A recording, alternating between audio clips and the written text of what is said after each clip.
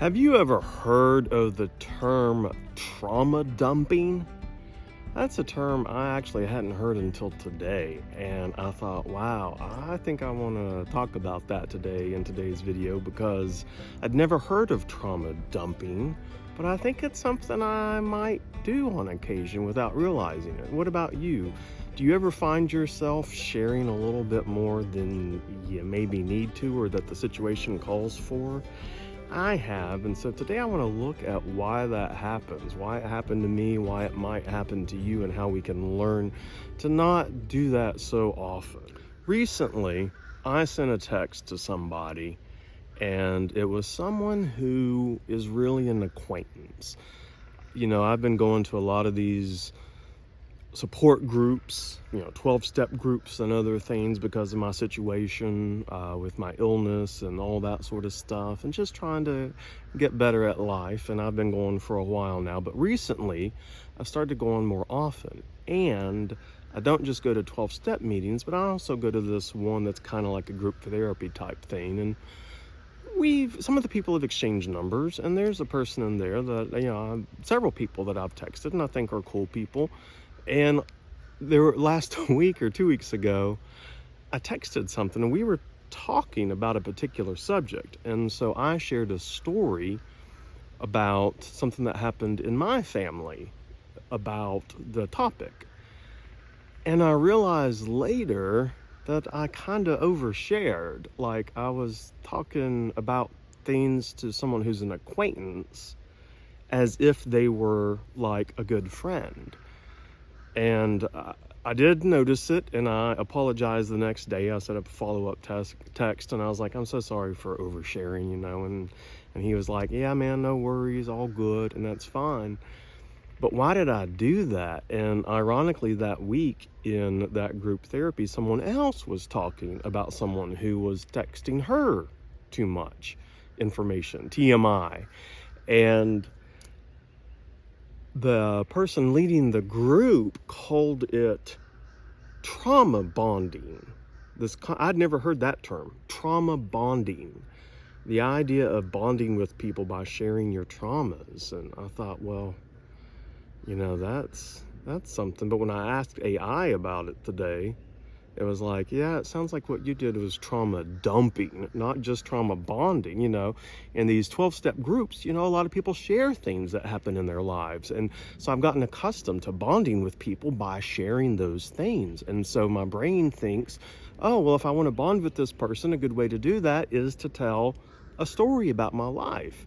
But maybe it's not appropriate at that time. And that's what I realized there. And it made me think back to when I was in college once. I was talking to a buddy, and he asked me, he's like, where have you been? I was like, well, I was in the cafeteria or something. He said, I figured you were over there at the girls' dorm, wooing the girls over with stories from your traumatic childhood.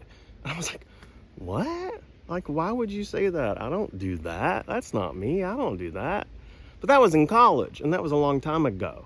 And I remember even, in my early adult life, there was a point where my brain was just kind of mixing up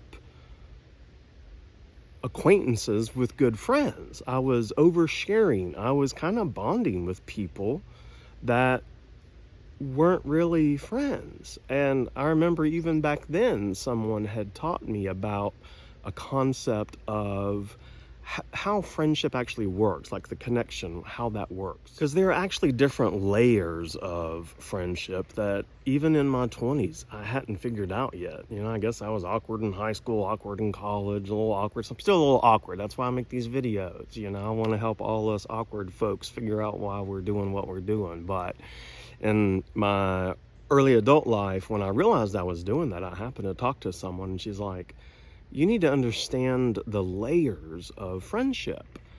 There are strangers, then there are acquaintances, then there are casual friends, then there are good friends, and then there are best friends. And even at the friendship level, I was treating a casual friend like a best friend. I was telling people that were just wanting to hang out at a bar, stories about my life and stuff. And that's not what a casual friend wants. And that's not what they're there for, So I really had to learn the difference between casual friends and learn how to be okay with casual friends. I think as an introvert, if you are an introvert, you know that we don't like casual friends very often. We like that serious one-on-one time together where we're talking about life, and we don't generally like what we think of as superficial conversation. So yeah, it was hard for me to wrap my head around the idea of a casual friend, and I couldn't figure out why this casual friend wasn't reciprocating the things I was kind of sharing. And that was in my early 20s, or in my early adult life. And I've learned since then. And so that recent situation where I texted the person, I also realized I'm oversharing when the leader of the group called it trauma bonding. I was like, dang, I've been doing that for a long time now. And then when I was researching it with AI and it said it's trauma dumping, I was like, holy crap, that's right. I've kind of been trauma dumping a little bit. And I actually heard a lady speak a couple weeks ago, and she gave a great illustration that helped me a lot. And she was talking about how, like, you wouldn't invite someone that's just walking in front of your house on the sidewalk into your home, into your bedroom, You don't know that person. It's a stranger. And she talked about, if you have a neighbor or something walking by, you may say hi, maybe not, by the sidewalk. As you get to know them and tell them just regular chit-chat stories, then you might invite them into the yard and get to know them a little bit better. Then as you get to know each other and you become casual friends, you might invite them up on the porch, have a cup of coffee or have some lemonade or something and chat about life. But only your close friends get to come into your house. And that's true for me too. I don't let just anybody in my house. It's a close friend that is welcome in my home. And then the end is the concept of the best friend, and that's kind of like inviting someone in. The analogy was inviting someone into your bedroom, either a best friend or a romantic other. Those are the types of people that you might invite into your bedroom. Now, I'm not inviting any of my best friends into my bedroom, but I'm saying if something happened and they needed to go in my bedroom, I wouldn't mind it. But that's the idea, and I really, really like that idea. So I want to ask you, have you noticed in your life where you haven't put people in the right category? And I love this idea so much of the yard idea that I asked AI to create an image for me, a visual that I could share here with you all, because I think visuals, at least they help me learn. So I want to show you what AI created, and we'll talk about that. Just to reiterate the idea, you see here it says friendship fences, navigating the layers of connection. First, we have the sidewalk, that's strangers and acquaintances, casual waves, brief small talk. Then in the yard, you have casual friends, shared interests, friendly chat, not deeply personal. When you get folks on the porch, those are your good friends, regular connections, shared experiences, and the trust has already been established. And then there in the living room, you have your best friends. That's where you have that deep trust, shared secrets, and they've seen the mess in your house or in your life. And then, of course, there's that bedroom. That's the sacred place for your partners. And like I'd mentioned earlier, maybe the best friends, if only they needed to be in there. But anyway, that's where you're vulnerable. You share intimacies and you give access. And I do that too. So like for me, those are kind of, I have close best friends. And so we do share a lot of stuff like that. But that's the idea for you to get. Seeing a visual kind of helps me. And then ultimately the question for you is, think about the people in your life and think about, are they in the right spot or not? It doesn't matter if it's friends or family. Are you sharing too much with people? Are you like me? I was sharing so much because I thought I was getting closer with the people by letting them know stories about me, but in the end, I was afraid that probably creeped the people out because they're like, why are you sharing this stuff? But I realize now what I did, and I apologize, and everything's fine now, but it was a big lesson for me. It could have been worse, and I'm thankful that it wasn't worse.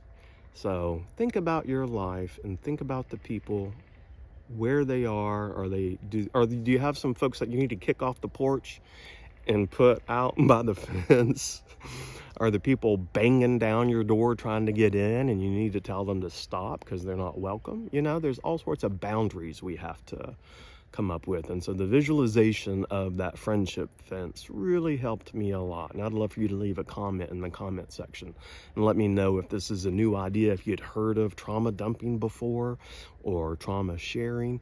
Again, it's good to know these things because, like, I'm not going to beat myself up for it. It was a behavior that apparently I've had for a long time, and now that I'm fully aware of it and I can give a name to it, it's much easier for me to recognize it when I do it and correct myself when I do it. So I hope you find the same is true for you, and leave a comment and let me know how you feel about this topic and whether or not you've experienced it, and if you've learned something new today. I'd love to hear it.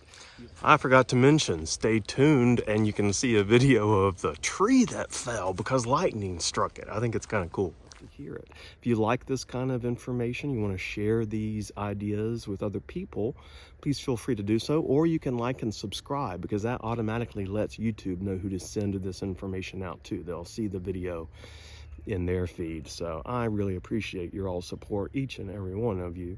So please stay grateful, please stay kind, and as always, I am grateful for each and every one of you, and I hope you have a wonderful, wonderful day. Bye. I wanted to show you all one of the big trees in the forest got hit by lightning recently, and it's on my way to where I usually sit, and it's pretty big. Look at that. I've been nervous to walk under it because I don't want it to fall on me. But yeah, look at that. That's pretty wild.